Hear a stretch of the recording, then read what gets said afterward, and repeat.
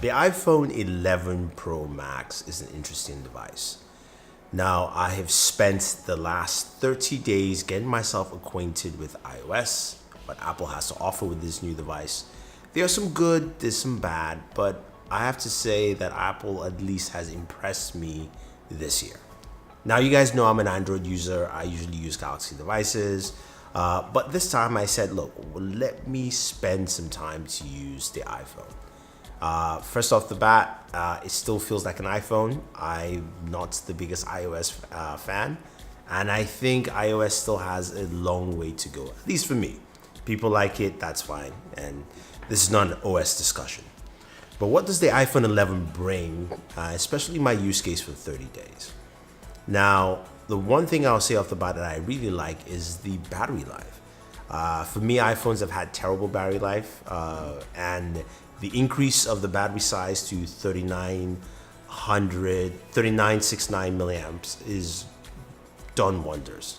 I think it's probably the longest lasting battery I've used this year. I like that the iPhone battery is something that you can depend on. So to me, that is a huge plus. Now, day-to-day using the iPhone has been good. It's been solid. And one of the other things that, of course, we do on a regular basis is take photos. And the camera on the iPhone has really stepped up this year. Now, we know they've always been good at video, and video has taken another step again this year. 4K 60 stabilization is really good, and it's something that I think everyone has to take a look at, especially other manufacturers, to see what is Apple doing here in the video department. Now, in terms of photos, they've also stepped up their game as well. So we now have, low light photography. It's easy to use.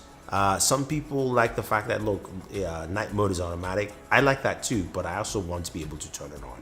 Now, yes, I know iOS users are not cued to that kind of stuff, but on the 11 Pro Max, it's called the Pro for a reason. I want to have Pro features.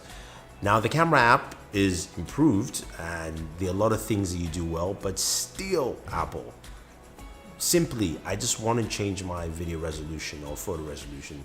I can just do it right there in the app and I have to go out. There are little things like that in iOS that kind of annoy me, especially when it comes to using applications where the back buttons are the top left-hand corner. I have big hands, I can get to it, but it's just dumb. So those are the kind of things in iOS that really irk me. But like I said, don't get me wrong, the iPhone really impressed me this year. Now, as you know, I do a lot of gaming on the channel, and I've got to say, one of the things that I was very skeptical about was Apple Arcade.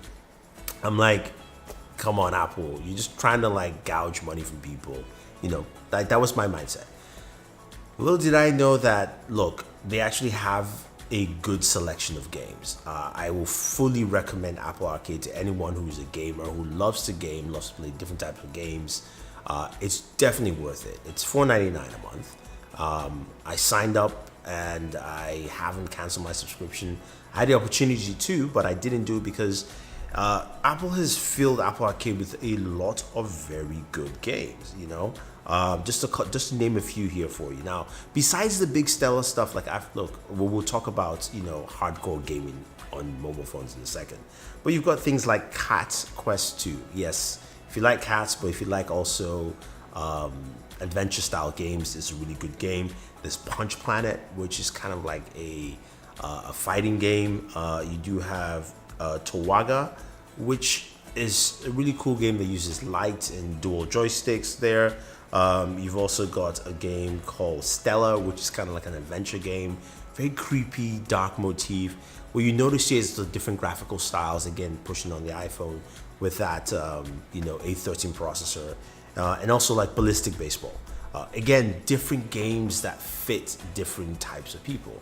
And of course, you can still play your hardcore games like, Fortnite, Call of Duty Mobile, which run really well on the iPhone 11 Pro Max.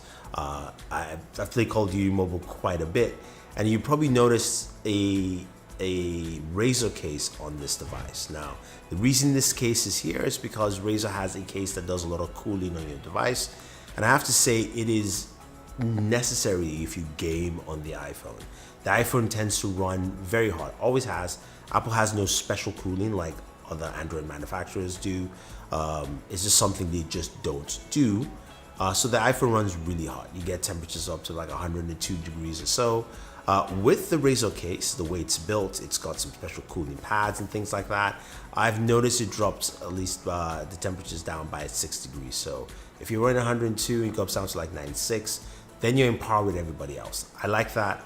That's why I like using this case. Granted, the case is a bit bulkier than my regular standards, but I do like what the case brings, to the table. Now, in terms of other aspects of things that you can do with the iPhone that I've tried to use over the last 30 days, Siri was one of them. I stopped. It's just, again, something they need to improve. But the hardware itself has been really good. You've got wireless charging, you've got fast charging now at 18 watts. You can also use a 30-watt charger to get a faster charging rate as well. So that's something to take note. There are many chargers, there are Anchor chargers.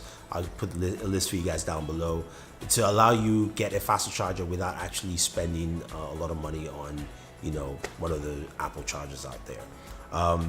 There's also a protective screen protector from Spigen, which I do like. I know I mentioned a couple of things, but these are just the things I used on the iPhone here.